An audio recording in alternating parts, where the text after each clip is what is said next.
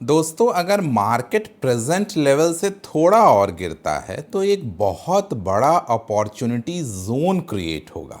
मैं आपको आज के वीडियो में तीन ऐसे इम्पॉर्टेंट लेवल्स बताने वाला हूं जो कि एक एक्यूमुलेशन जोन होंगे और long term wealth creation journey में बहुत हेल्पफुल होंगे अगर आप इस एक्यूमुलेशन जोन में एंटर करते हैं स्टॉक मार्केट में।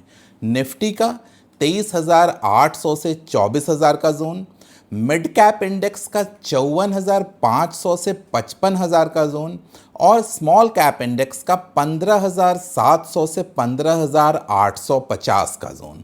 अगर मार्केट इन तीन लेवल के आसपास आता है तो यह सिर्फ करेक्शन नहीं होगा, यह serious long term accumulation opportunity होगी। लेकिन सवाल यह है कि मार्केट वहां तक क्यों गिर सकता है, और अगर गिरता है तो वही लेवल्स बाइंग जोन क्यों होंगे। आज के इस वीडियो में हम टेक्निकल प्लस वैल्यूएशन और साथ ही साथ मैक्रो लॉजिक से इस पूरी स्ट्रैटेजी को समझने वाले हैं। दोस्तों, मेरा नाम है सौरभ सुमन और मैं हूं आपका पर्सनल वेल्थ गाइड और आप देख रहे हैं मेरा चैनल इन्वेस्टिंग विद सौरभ। याद दिलाना चाहूँगा, मैं एक सेबी रजिस्टर्ड इन्वेस्टमेंट एडवाइज़र नहीं हूं, इसलिए कोई भी निवेश करने से पहले अपने वित्तीय सलाहकार की राय ज़रूर ले लें।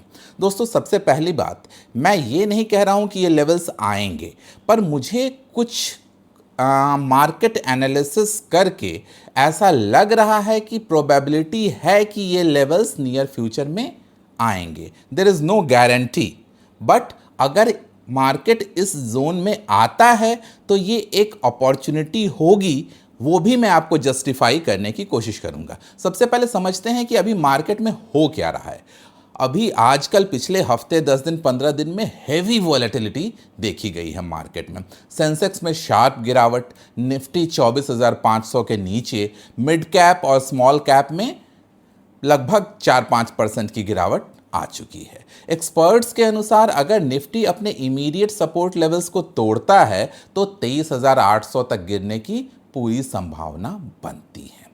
यानी शॉर्ट टर्म करेक्शन अभी खत्म नहीं हुआ है, अभी और डाउनसाइड नजर आता है। अब मार्केट इस शॉर्ट टर्म में और गिर क्यों सकता है? मार्केट एक तो कि पहले से ही इस वॉर की न्यूज़ से काफ़ी पहले से ही वैल्यूएशन स्ट्रेच्ड थे इंडियन मार्केट के। पिछले 2-3 साल में खासकर मिड कैप और स्मॉल कैप स्टॉक्स ने एक्सप्लोसिव रैली दी थी, लेकिन प्रॉब्लम ये हुई कि कई स्टॉक 30 से 50%, 30-50% वैल्यूएशन प्रीमियम पर ट्रेड करने लगे थे। और बेसिकली अगर हम एनालाइज करें तो मिड कैप का जो पी रेशियो था वो निफ्टी के पी रेशियो से 58% हाई हो गया था। ये बहुत कम लोग मार्क कर रहे थे। इसका मतलब क्या हुआ? इसका मतलब ये हुआ कि प्राइस जो थी वो अर्निंग से ज़्यादा तेज भाग रही थी, और जब ऐसा होता है तो मार्केट को कूल ऑफ करना ही पड़ता है करेक्शन के माध्यम से। अब उसके लिए इंस्टैंटेनियस न्यूज़, चाहे वॉर की हो चाहे रिसेशन की हो, मार्केट ढूंढ लेता है कारण। लेकिन जब भी ऐसे स्ट्रेच्ड वैल्यूएशन मार्केट में आए हैं तो कूल ऑफ निश्चित है। पहला रीज़न तो ये हुआ। दूसरा कारण प्रॉफिट बुकिंग साइकिल, यानी मार्केट हमेशा स्ट्रेट लाइन में नहीं चलता है। बुल मार्केट के बीच में भी हेल्दी करेक्शंस आते हैं, और जब इन्वेस्टर्स प्रॉफिट बुक करता है तो वीक हैंड्स निकलते हैं, वैल्यूएशन नॉर्मलाइज होती है और स्ट्रॉन्ग इन्वेस्टर्स उसी जोन में एंट्री लेते हैं। यही process long term bull market को सस्टेन करता है। तीसरा रीजन ग्लोबल ट्रिगर्स, जो हर कोई आज कह रहा है कि मार्केट फॉल का कारण है। पिछले वाले दो कारण कोई नहीं बताता। कुछ एक्सटर्नल फैक्टर्स जैसे कि जियोपॉलिटिकल टेंशन्स जो आजकल चल रहे हैं, इजराइल और ईरान का वॉर, उसमें यूएस का रोल, और इंटरेस्ट रेट अनसर्टेनिटी, एफआईआईज के फ्लो का कम होना, और साथ ही साथ आपके इन्वेस्टर्स जो हैं वो रिस्कियर सेगमेंट से निकल कर लार्ज कैप्स में शिफ्ट करते हैं या गोल्ड में शिफ्ट करते हैं। इन सब वजहों से मार्केट गिरता है, और सबसे ज़्यादा गिरते हैं मिड कैप और स्मॉल कैप। लेकिन दोस्तों यही सबसे बड़ा कंफ्यूजन होता है। जब मार्केट गिरता है तो लोग डर जाते हैं, लेकिन स्मार्ट इन्वेस्टर क्या करता है, वही गिरावट को अपॉर्चुनिटी बना लेता है। अब जो मैंने शुरुआत में बात कही कि क्यों 23,800 से 24,000 का लेवल इंपॉर्टेंट क्यों है, इसके लिए आपको थोड़ा सा टेक्निकल लॉजिक समझना पड़ेगा। टेक्निकल एनालिसिस के हिसाब से 23,800 से 24,000 का जोन बहुत ही स्ट्रॉन्ग सपोर्ट एरिया है। यानी इस जोन की इंपॉर्टेंस का रीज़न मैं बताता हूं। पहला, ये बार बार का स्विंग सपोर्ट है। बार बार निफ्टी इस लेवल पे आया है और वहां से बाउंस बैक किया है, बार बार इसी लेवल पे सपोर्ट मिलता है। दूसरा, टेक्निकल मूविंग एवरेजेस इसके काफ़ी आसपास ही हैं, और जब भी निफ्टी इस लेवल के आसपास आया है तो इंस्टीट्यूशनल डिमांड्स काफ़ी हाई देखी गई हैं। पहले भी जब इंडेक्स स्ट्रॉन्ग सपोर्ट पर आता है तो सेलिंग प्रेशर एग्जॉस्ट हो जाती है, बायर्स एक्टिव हो जाते हैं और मार्केट बाउंस करता है। इसलिए यह जोन जो है 23,800 वाला, वो प्रोबेबल एक्यूमुलेशन जोन कहा जा सकता है। मिड कैप इंडेक्स की बात करें तो 54,500 से 55,000 का क्या लॉजिक है। मिड कैप इंडेक्स पिछले बुल रन में मैसिव रैली ऑलरेडी कर चुके हैं, लेकिन मिड कैप स्टॉक्स हिस्टोरिकली दो फेजेस में चलते हैं। पहला एक्सप्लोसिव बुल फेज और दूसरा डीप करेक्शन फेज। जब मिड कैप करेक्ट करते हैं तो 15 से 25% का करेक्शन आम बात होती है और वैल्यूएशंस उनके नॉर्मलाइज हो जाते हैं उसके बाद, और यही phase long term wealth creation का एंट्री पॉइंट बनता है। जहां तक स्मॉल कैप इंडेक्स की बात है तो मैंने कहा 15,700 से 15,850 का लेवल, यानी स्मॉल कैप स्टॉक्स में वॉलेटिलिटी सबसे ज़्यादा रहती है। क्यों?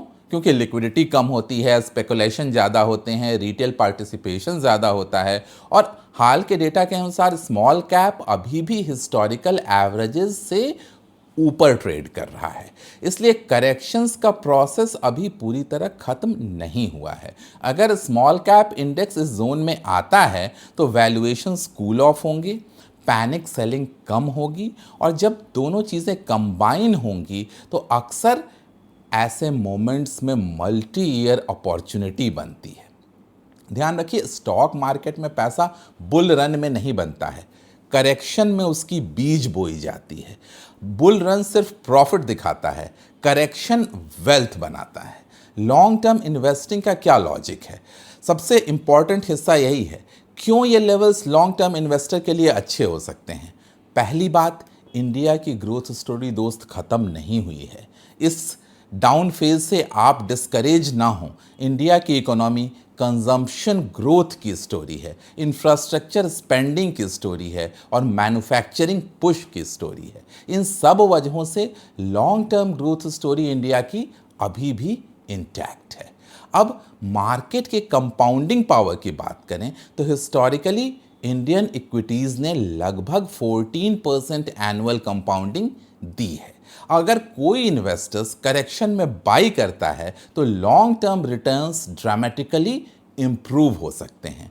अब इंस्टीट्यूशनल के जो बाइंग जोन है, जो बड़े बड़े इंस्टीट्यूशंस हैं, जब भी मार्केट गिरता है तो चाहे वो DIIs हों, म्यूचुअल फंड्स हों, पेंशन फंड्स हों, ये सब के सब ग्रेजुअली एक्यूमुलेट करते हैं। लेकिन हमारा रिटेल इन्वेस्टर क्या करता है? पैनिक में बेचता जाता है, और यही हो जाती है wealth transfer from weaker hand to stronger hand. अब आपकी स्मार्ट एक्यूमुलेशन स्ट्रैटेजी होनी क्या चाहिए? अगर मार्केट इन जोन में आता है तो आपको करना क्या है? एक सिंपल स्ट्रैटेजी।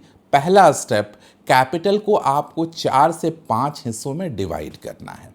अब पहली बाइंग आपको करनी है निफ्टी अगर 24,000 के लेवल पे आता है। उसके बाद सेकंड बाइंग करनी है अगर निफ्टी 23,800 के लेवल पे आता है, और 23,800 के आने के बाद भी ये होता है, अक्सर हिस्ट्री में देखा गया है कि जब मार्केट को लगेगा कि मार्केट तो गिरता ही जा रहा है, स्टॉक मार्केट गिरता जा रहा है, जब इन्वेस्टर्स को लगेगा तो कई बार बॉटम के आसपास भी पैनिक फॉल आता है। तब आपको एग्रेसिवली और बाई करके अपना लास्ट चंक भी डिप्लॉय कर देना है। लेकिन एक चीज़ हमेशा याद रखिए, ये शॉर्ट टर्म ट्रेडिंग कॉल नहीं है जो मैंने आज बताई, ये लॉन्ग टर्म एक्यूमुलेशन स्ट्रैटेजी है। स्टॉक सिलेक्शन हमेशा, ब्लाइंड बाइंग कभी नहीं।